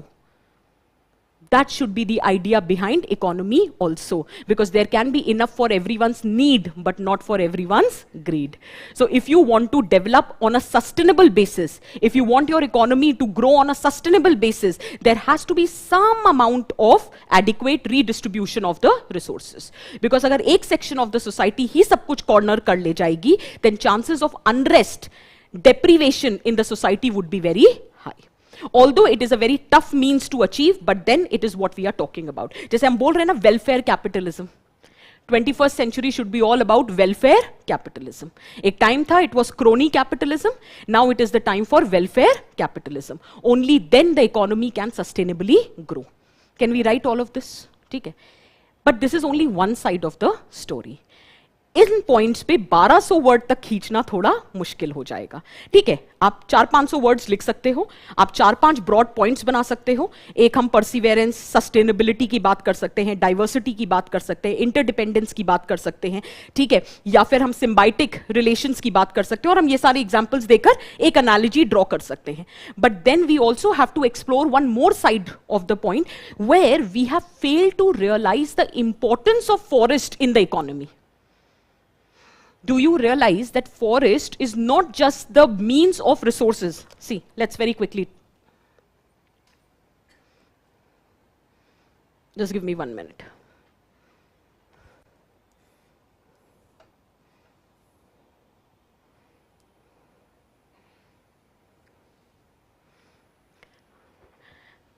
Saint Bernard once said, "Believe me, for I know you will find something greater in the woods than in the books. Stones and trees will teach you that which you cannot learn from the masters." That's the power of the forest. Okay. Once you've done this, sorry.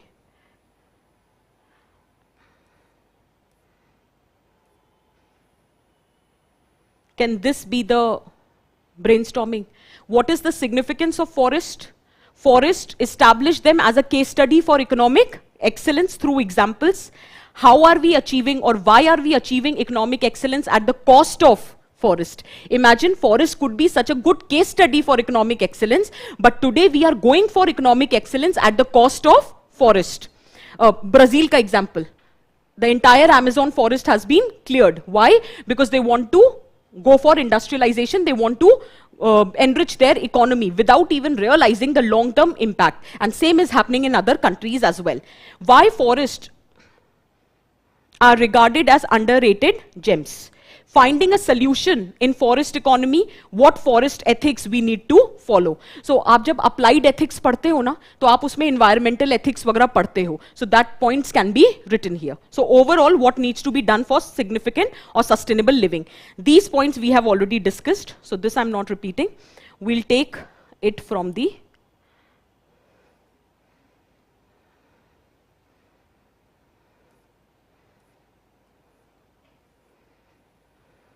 just a sec.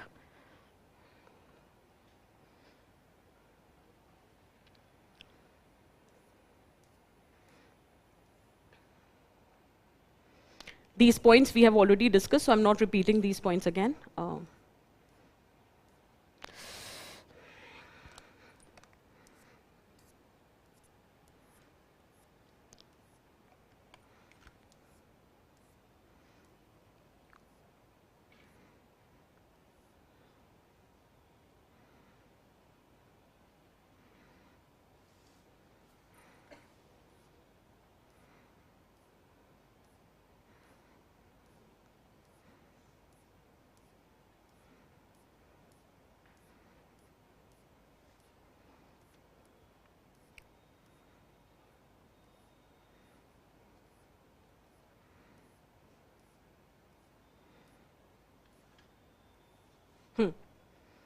Let's start from here.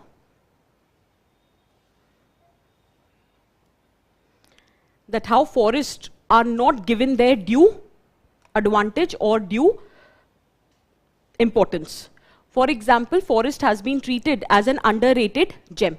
Not only forest is also the source of various resources, but forest also is present in everyday life of every normal middle class, or even for that matter, the urban or upper middle class. What I mean by that is everything that we are consuming, the food that we eat, the cosmetic products that we are using, the medicines that we are consuming, everything is using the resources or the raw material which are availed from forest. So that is the significance of forest. Not only that, if we explore the forest economy to its fullest, it can also create opportunities for innovation. It can also create opportunities for startup enterprises. It can also create opportunities for solving the problem of unemployment. But we do not know the importance of forest, and that is why we are going for economic development at the cost of destruction of forest, which we don't realize is not only costing our economy,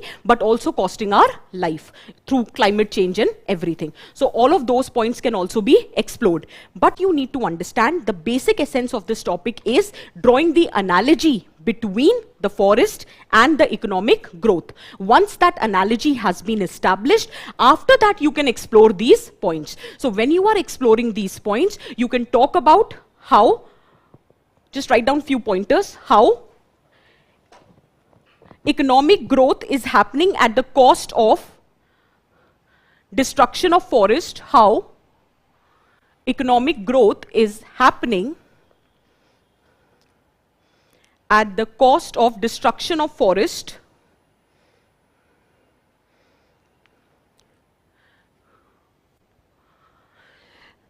how forest is an underrated gem, how forest is an underrated gem,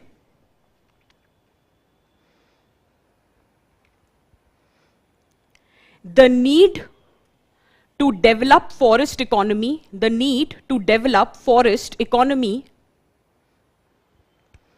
and following forest ethics, and following forest ethics or environmental ethics. Choice is yours. Very quickly, just have a look. The raw materials which are used in diverse industries. For example, we have processed foods, we have pharmaceuticals, we have medicine, we have cosmetic, perfumes, paper, pulp, the raw material is sourced from forest. Despite all of this, forests are generally seen as a space of poverty and deprivation. This indeed is true, as there is a strong congruence in the location of poverty and forest. So often it is believed that if you want economy to grow, if industrialization has to happen, often the first place that you look for is deforestation. That should not be the option. Anyway, the collection and trade of forest products is enmeshed in the informal sector, almost making it invisible. And the people who collect these forest products are also erased from the picture at the same time. Remember the entire tribal issue. You can link it here.